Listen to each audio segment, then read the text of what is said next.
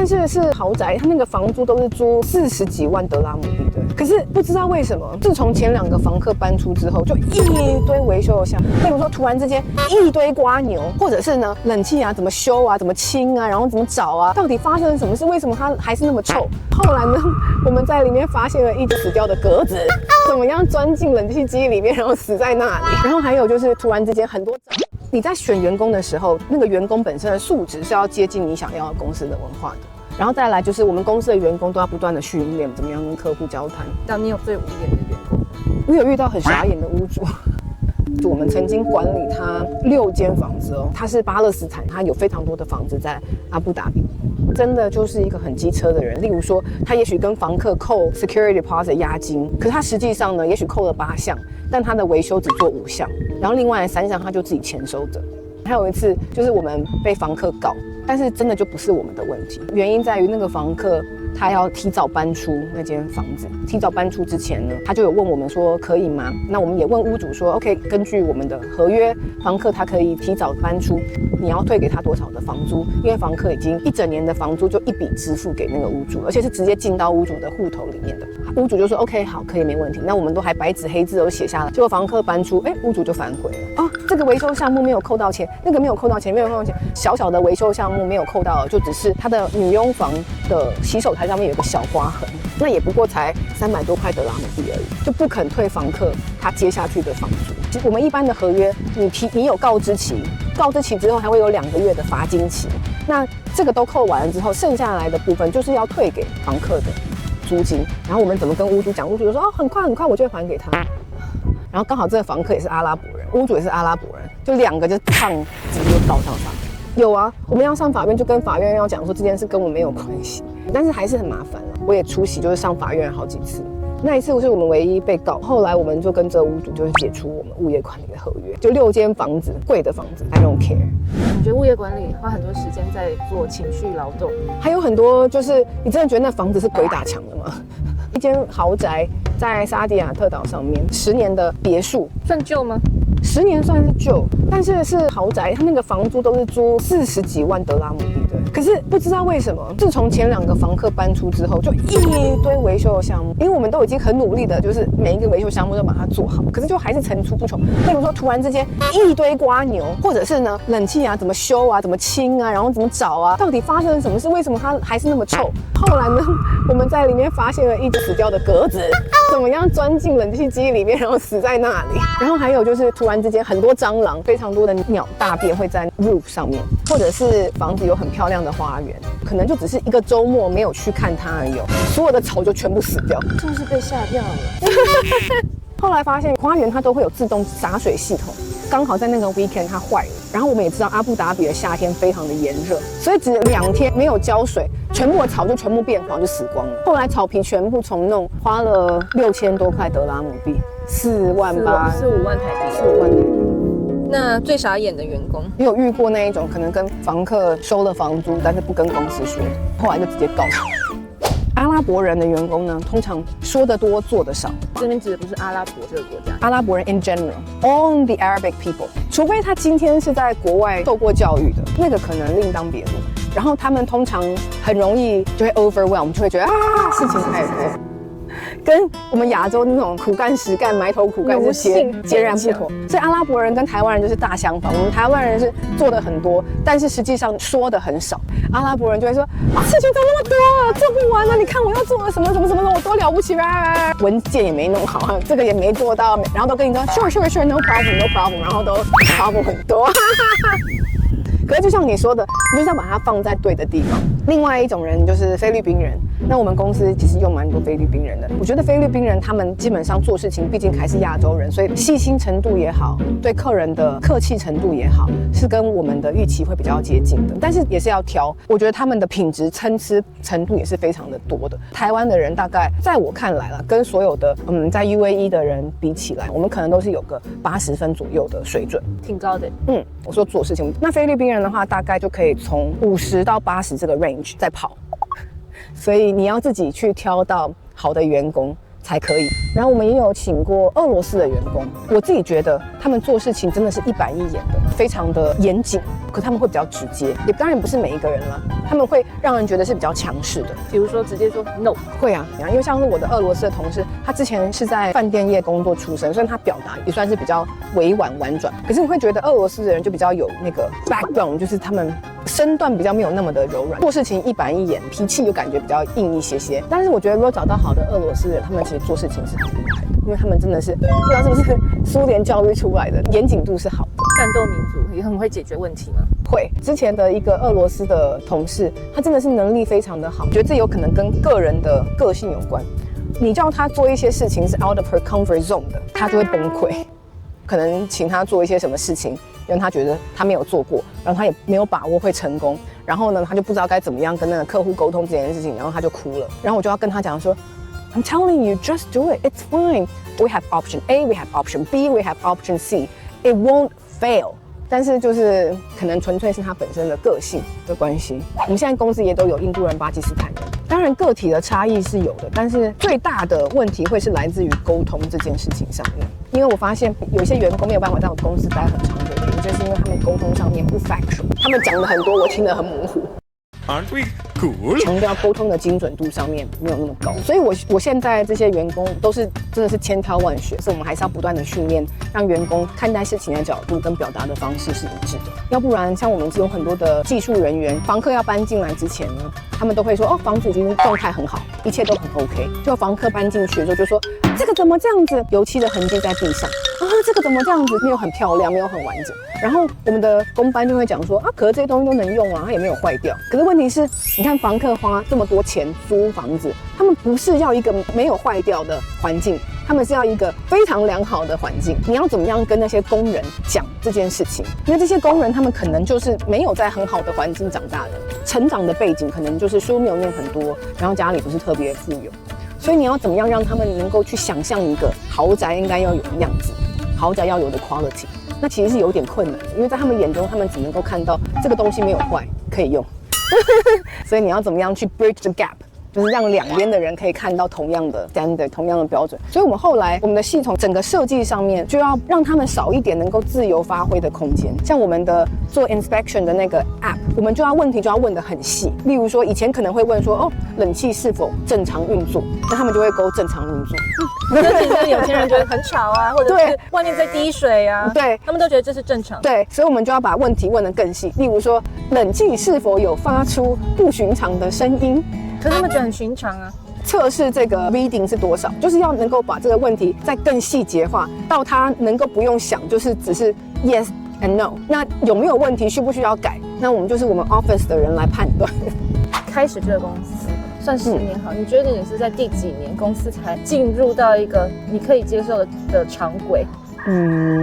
我觉得所有做老板的人，大概都会知道，就是唯一一件事情不变的，就是事情不断在改变，然后你必须要不断的调整。那我觉得每一个阶段其实面临到的困境是不一样的。一刚开始学习就是如何请员工这件事情，你要如何找到对的人，要不然像我刚刚讲那个最让我傻眼的员工的事情，很多的员工都陆续请辞。为什么会请辞？因为有一个人不努力工作啊。我觉得那件事情也真的是让我深深了解到，就是一颗老鼠屎坏了一锅粥。在请员工这件事情上面，真的要非常非常的仔细跟小心。所以我们公司请员工绝对都是层层审核，光请一个员工可能就会有3层的 interview， 加上一个是 on site， 实际上让那个 operational manager 看这个人他是怎么样在做事情的。等到我们所有的 high management 都觉得说 OK， 我们才会去请那个人。纵使我们公司并不大，可是要加入我们公司其实是有点难度的，都是千挑万选。然后再来，我面临到的问题就是，那我如何去留住好的人才？特别是新冠疫情之后呢，非常多的公司他们都会想要挖角我们的员工。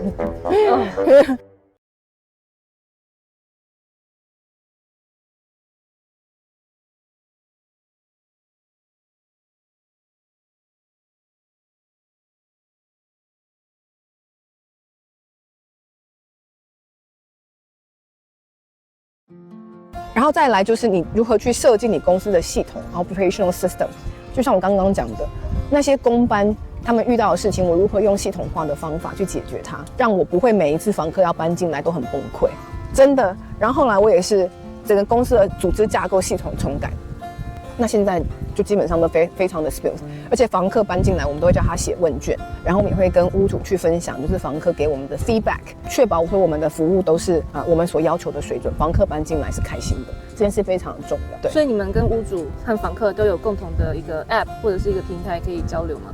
目前在朝这个目标前进了，但是我们自己公司有我们自己做的 ERP 的系统，无论房子发生什么事情，我们都会把它就是 document 在那个系统里面，我们随时要去查就可以知道说几年几月我们做了什么样的事情。刚刚还没有讲完，是我的 SOP 改完之后呢，我现在面临到的另外一个问题是 ，OK， 我现在我服务做得很好，我们如何要让公司可能再 streamline 一点，让公司的获利能够更稳定，要不然现在真的是有非常多的事情都很manual，就是很人力 labor intensive， 就是屋主可能觉得他只是叫我们做一件小事，但其实那些小事的背后，我们要做非常多的事情，才能够把这件小事做得好。然后偏偏阿布达比啊、杜拜这些地方，政府它的政策一直在改，它变化很快，所以每次这样政策一动，我们就要自己非常的辛苦去找一些 solution。假设你真的很在乎服务品质，特别是在海外的屋主的话，我们的公司真的是付出了非常多的努力，达到好的服务品质。那你老板在公司的角色是什么？我的公司我们现在最主要就是有2个部门，一个是维修的 team， 然后另外一个是物业管理的 team。那物业管理呢，又可以把它看成就是常规的物业管理，就是我们一般的管房子嘛。除此之外呢，我们还有例如说当屋主的法定代理人，协助屋主或者是协助卖家跟买家去做买卖交易，或者是帮忙申请黄金签证，这些都是我们会协助的业务内容。基本上不需要做任何的 operation 的事情，就是我们公司都可以自己搞定得很好。那我要做的可能就是帮助我的公司能够被更多人看见，找寻更多可以合作的机会，然后能够用比较组织化、制度化的方式帮公司前进。好老板。对啊，你不知道当老板很辛苦你永远都是在处理你自己也不知道该怎么做的事情。真的，你刚刚说我怎么开始，谁教我？没有人教我。有没有遇过很可恶的同业？哦，有啊，曾经管过3栋楼，那它是在沙迪亚岛上面的，所以它其实是很高端的豪宅的大楼。那3栋楼我们其实花了非常多的心力去处理，因为前一个屋主他们知道他们要把这3栋楼卖掉了，所以他们早早的就不管事情了。房客要搬出，房客要续约，他们已经好几个月都不处理这些事情。真的有很多房客没有缴房租，他们也不管，一堆烂摊子等着要新的屋主去处理。那新的屋主呢，就委托我们嘛去做物业管理啊，烂摊子就丢在我们身上，甚至到一个什么样的程度呢？我们根本就不知道到底实际上住在这3栋楼的房客有谁，费了非常多的心血去处理。新的屋主他是一间公司嘛，对接的窗口就是我们的 account manager， 那后来是一个好像也是巴勒斯坦的女生吧。因为开始其实大家合作也都还蛮开心的，然后我们就是反正就是努力嘛，把这些就是前卖家的烂摊子全部收好。可是不知道到了哪一个时候，突然之间我们就觉得他好像故意挖很多坑给我们跳。例如说，当中有一个房客，他就是特别的机车，他就抱怨说他的洗碗机坏了，要维修。那因为那栋楼是高级的楼，他有附那些就是 dishwasher 这些东西，所以整栋大楼的维修部门就会去维修。可是他又说他工作很忙，所以他要维修公司呢，在早上5点的时候到他家去维修。请问这合理吗？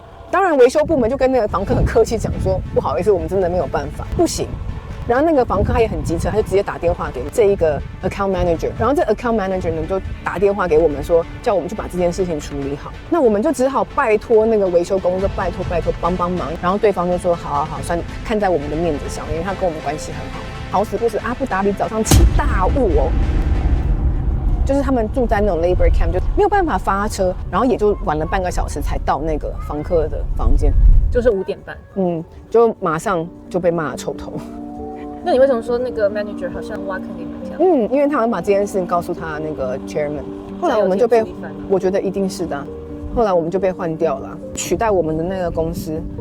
根本就是一间新的，就是在市场是没有知名度的那个新的公司的老板跟 account manager 之前是上司跟下属之间的关系，因为我们后来有跟那一间公司的另外的人去做确认，然后他们也说，他们其实也不希望换啊，甚至他们也没有真正开始招标新的，就是取代我们的物业管理公司，公司根本就还没有开始找新的物业管理公司，就有人大肆宣传说，接下来就是要交棒给他们。水好深啊！对啊，我觉得对我的伤害还蛮深的，可以容得我最伤心的事情，因为你为了他们付出非常非常多的心力，会很影响你团队士气吗？因为后来那个 team 的员工我也没办法留他们了，因为没有那个案子了嘛。当下我的确是有抱着我的员工哭，因为觉得他们无缘无故就这样被辞退吗？当然心里会有点就会难过，会觉得对不起他们，可是也当然有很多的不甘心了。付出了这么多，把这些烂摊子收拾到干净的状态，可是，反正你们不要我们就不要我们，真的就是被利用。你觉得在 UAE 买房出租一定要找物业管理公司吗？因为感觉你们处理了好多人的鸟事。没错。不见得一定要找物业管理公司，可是你不找的话，你就要自己有能力可以处理这些狗屁倒灶的事情。在阿联那边的做事方法就是先做了再说。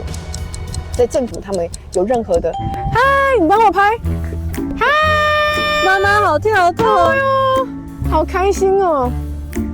因为阿联它整体做事情的风格就是先做了再说。他们政府要有什么样的改革啊，做什么事情啊，通常都是他们说了就做了。有问题产生，我们再来解决这种方式。找寻解决方法这个过程常常是非常花时间的。那身为海外的投资者的话，很难不会遇到这样子的事情了。所以假设不找物业管理公司可不可以？绝对是可以的。你只要可以处理你正常的房客搬进搬出各式各样的杂物，确保说房客他搬出之后他所有的文件，你都是可以自己处理好。那当然不需要物业管理公司。可是如果你不想要为这些杂七杂八的事情担心的话，特别像在 UAE 有很多事情其实它并没有一个很准确的规则，就一定要怎么样。你当地现场有一个人，可能还是比较安心的。好了，这就是我今天1000订阅的物业管理真心话。大家会不会不买单？1000订阅只有这样。下一集可以讲一些个人的 Q&A， 如果有人想要知道，说不定没有人想要知道。那今天就先这样。假设想要更了解阿联房地产的话，一定要加入我的官方 LINE。那如果想要咨询阿布达比、杜拜买房子相关的事情的话，也可以看资讯栏联络我哦。好，就这样子，拜。